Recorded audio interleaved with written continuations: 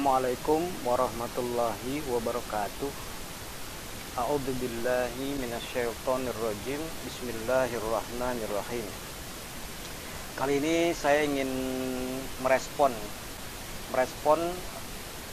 dari atau komentar dari salah satu penonton YouTube channel Dimensi Ilmu, dari Bambang Setio, Pak Bambang.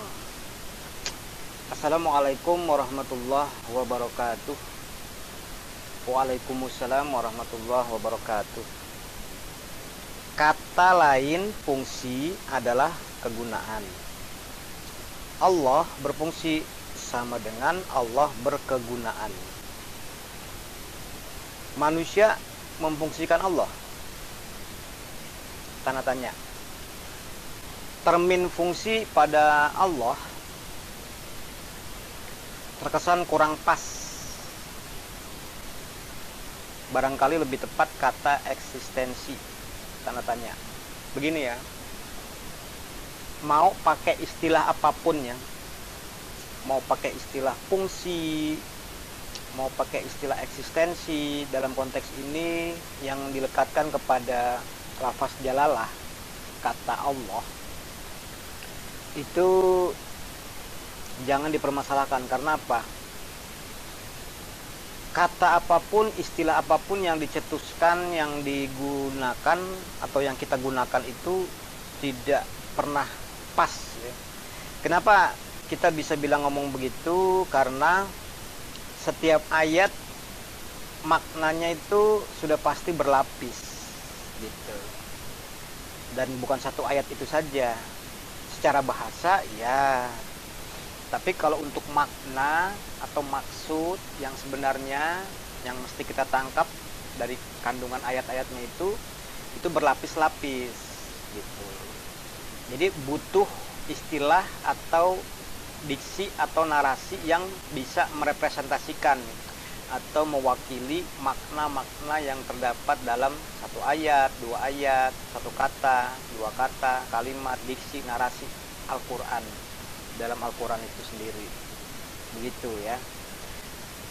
Jadi jangan pernah dipermasalahkan untuk istilah yang digunakan gitu. Tapi kalau mau ngebahas istilah yang orientasinya lebih kepada makna yang sebenarnya, untuk membantu kita memahami ya, untuk membantu kita memahami makna yang sebenarnya, mau nggak mau kan kita menggunakan istilah selain Al-Quran. Karena kita bahasa Indonesia, kita menggunakan istilah apapun silakan saja. Yang pasti, yang penting adalah bisa merepresentasikan atau mewakili makna yang sebenarnya, atau minimal setidaknya mendekati gitu ya, mendekati.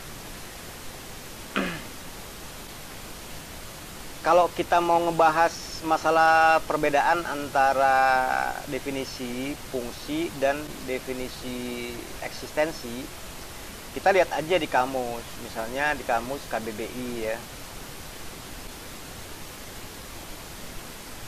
Kalau eksistensi itu menurut kamus KBBI itu suatu cap bagi keberadaan manusia dan hanya manusia memiliki keberadaan. Itu kalau konteksnya manusia. Tapi kalau eksistensi Allah berarti keberadaan Allah gitu. Eksistensi ilmu Allah berarti keberadaan ilmu Allah. Batasannya di situ.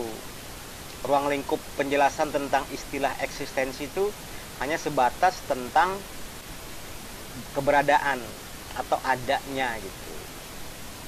Nah, lebih lengkap lagi kita bisa rinci, kita bisa bandingkan secara singkat di sini.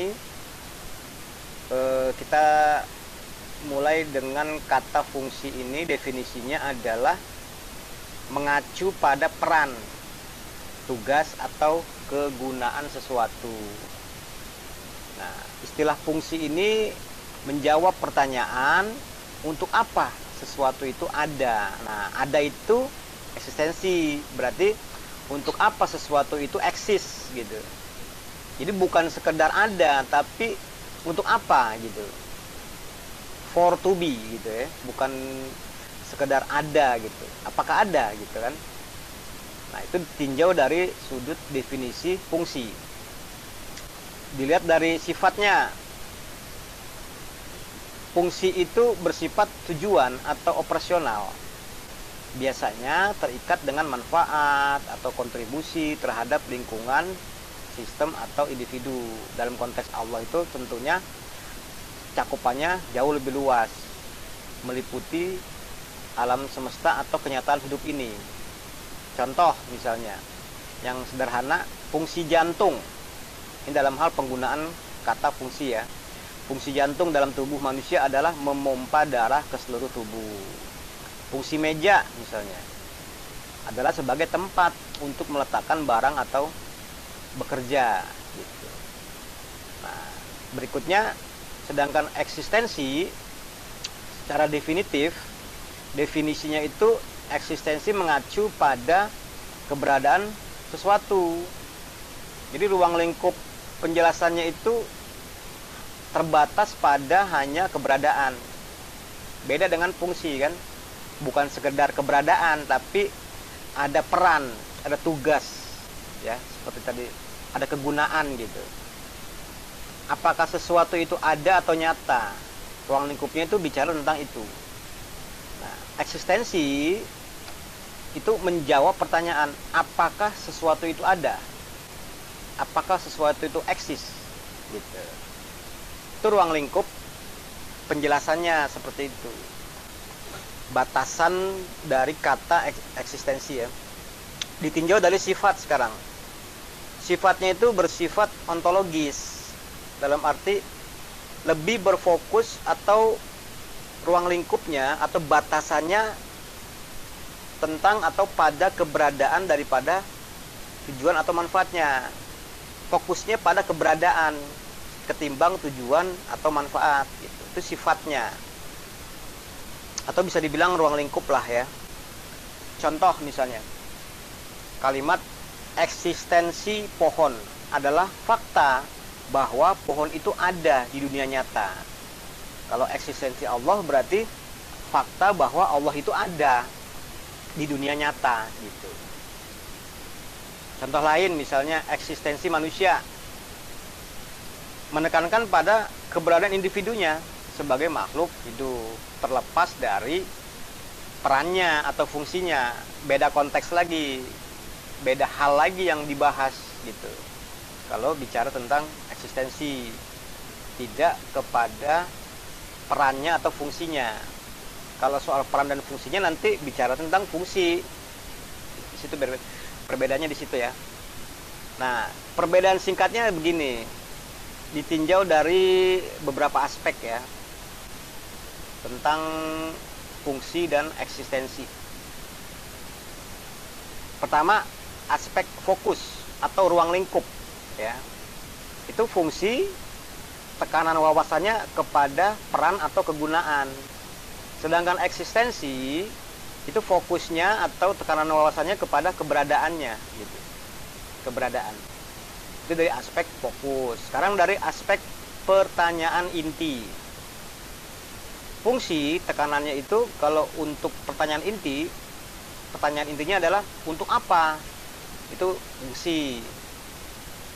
Sedangkan eksistensi, apakah ada? Jelas berbeda gitu. Sekarang dari aspek sifat. Sifatnya itu kalau fungsi bersifat operasional dan praktis seperti yang dijelaskan sebelumnya itu ya. Kalau eksistensi bersifat ontologis dan filosofis gitu. Contoh yang ringan itu misalnya untuk fungsi, kalimatnya misalnya fungsi lampu, ya menerangi ruangan. Kalau eksistensi lampu, ya lampu itu ada gitu. Jadi dua hal yang berbeda ya.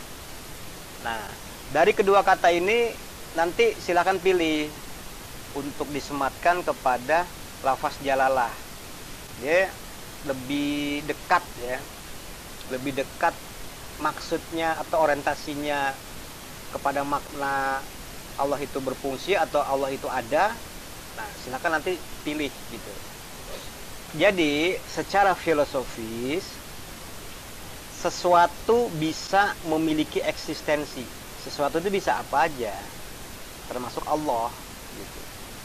tapi tanpa memiliki fungsi yang jelas.